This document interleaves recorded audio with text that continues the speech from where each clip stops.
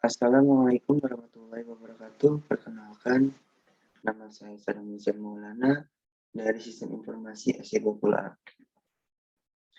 Nah, di video singkat kali ini, saya akan memaparkan hasil tugas saya tentang skema sistem komputer beroperasi.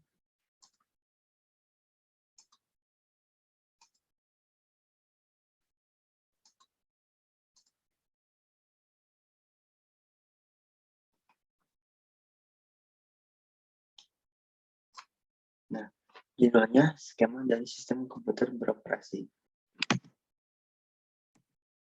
Pertama, ada pengertian kerja pada komputer. Yang kedua, prinsip kerja komputer. Kemudian ada komponen komputer. Kemudian ada alur skema sistem komputer. Dan yang kelima adalah penjelasan blok skema komputer. Nah, yang pertama, pengertian kerja pada komputer. Sistem operasi adalah program yang bertindak sebagai perantara antara pemakai komputer dan perangkat keras komputer. Maksud sistem operasi adalah menyediakan satu lingkungan tempat pemakai dapat mengeksekusi program-program. Perangkat keras berupa pemrosesan CPU, Central Processing Unit, memori, dan perangkat masukan atau keluaran menyediakan sumber daya komputasi dasar. Program aplikasi mendefinisikan cara-cara bagaimana sumber daya digunakan untuk menyelesaikan persoalan. Sistem operasi mengendalikan dan mengkoordinasikan penggunaan perangkat keras komputer di antara beragam program aplikasi untuk beragam pemakaian penggunanya. Nah, adapun prinsip kerja pada komputer. Prinsipnya, kerja komputernya itu pengolahan data di dalamnya termasuk pengolah kata, pengolah angka yang nantinya akan diproses menjadi sebuah informasi yang bermanfaat oleh orang banyak. Ketika pengolahan data yaitu memakai komputer sebagai media utama, sering disebut dengan Electronic Data Processing atau disingkat EDP. Nah, karena komputer adalah benda mati, maka dibutuhkan sistem agar komputer bisa digunakan sesuai dengan kebutuhannya masing-masing. Prinsip kerja komputer secara sederhana dapat digambarkan dengan 3 bagian utama, yaitu perangkat input, perangkat output, CPU, dan memori. Nah, ada komponen-komponen komputer. Yang pertama ada pemroses. Pemroses ini berfungsi melakukan pengolahan data, pengendalian operasi, dan komputer. Nah, yang kedua ada memori utama, berfungsi menyimpan data dan program-program harus disimpan di memori utama sebelum dapat dieksekusi. Perangkat masukan dan keluaran.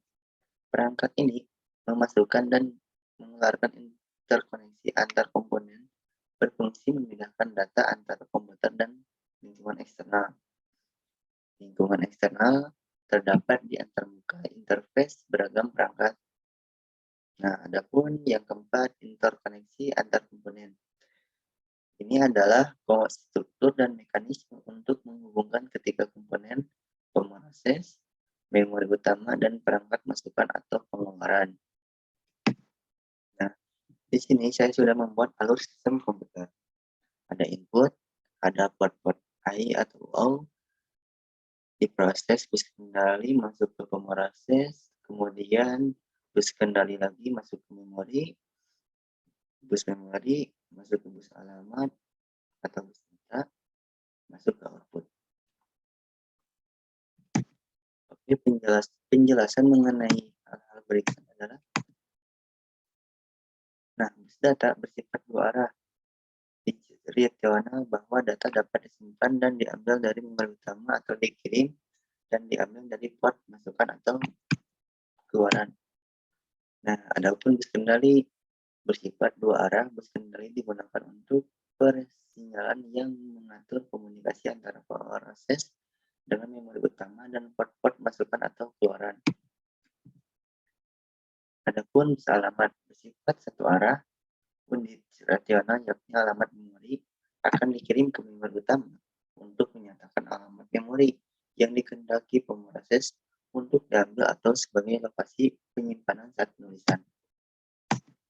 Adapun port-port masukan atau keluaran, tadi kan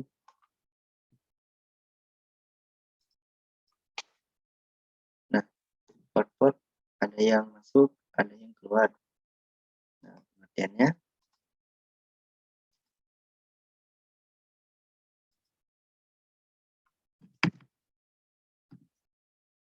mewakili perangkat keras masukan atau keluaran yang sesungguhnya dalam berhubungan dengan pemroses. Setiap perangkat keras masukan atau keluaran mempunyai beberapa nomor. Nomor-nomor port yang digunakan sebagai perantara untuk berhubungan dengan pemroses berkesinambungan. Nah, ada pun bootstrap. Bootstrap ini penggunaannya komputer dengan membuat kernel sistem operasi disebut booting. Saat komputer dihidupkan atau reboot, komputer memerlukan program awal agar dapat berjalan dengan lancar. Bootstrap pemrograman pada sebagian besar sistem komputer terdapat satu potongan kode berukuran kecil disimpan di RAM (Read Only Memory) disebut bootstrap pemrograman atau bootstrap loader. Nah, pemrograman ini dapat mencari lokasi kernel, memuatkan kernel memori, dan memulai eksekusi kernel alamat bersifat satu arah, yakni alamat memori akan dikirim ke memori utama untuk menyatakan alamat memori yang dikehendaki oleh si pemroses tersebut. Nah, untuk diambil atau sebagai lokasi penyimpanan saat penulisan. Adapun pemroses. Nah, pemroses ini disebut juga CPU Central Processing Unit.